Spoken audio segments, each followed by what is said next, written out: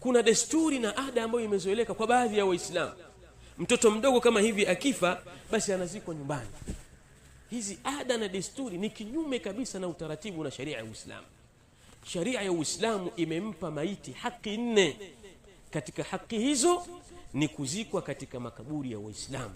Kwa hivyo ile ada na desturi ambayo imezoeleka kwa jamii kubwa ya Waislamu wengi kwamba mtoto mdogo kama hivi akifa basi anazikwa nyumbani, ni utaratibu ambao unahalifu utaratibu wa Mtume sallallahu alaihi wasallam. Hata kama ni mtoto mdogo, basi azikwe katika makaburi ya Waislamu. Lakini vile vile kwa kupitia hili tujifunze ya kwamba huu udugu wetu tulionao wa imani ni udugu mkubwa sana, thamani yake ni kubwa sana.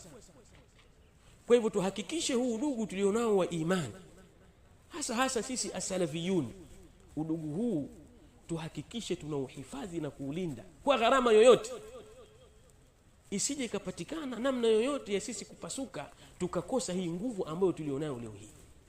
Tuko wachache lakini ni wengi sana kwenye jambo kama hili. Ndugu yetu hakuna alichokuwa anahitajia kwetu sisi isipokuwa ni ule umoja wetu wa sisi kumsaidia katika hili. Kwa hivyo kuna haja ya sisi kutazama upya udugu wetu huu wa kiimani na kuhakikisha tunauimarisha na kuujenga vizuri.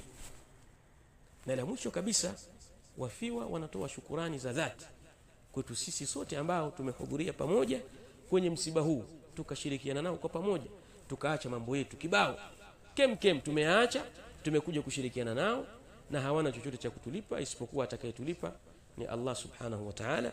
Tunamwomba Allah subhanahu wa ta'ala ajalie mtoto huyu ambaye amewaondokea wazazi wake iwe ni sababu ya wazazi wake kulipwa ujira uliokuwa mkubwa, na tunamwomba Allah subhanahu wa ta'ala tuwafikishe katika khairi.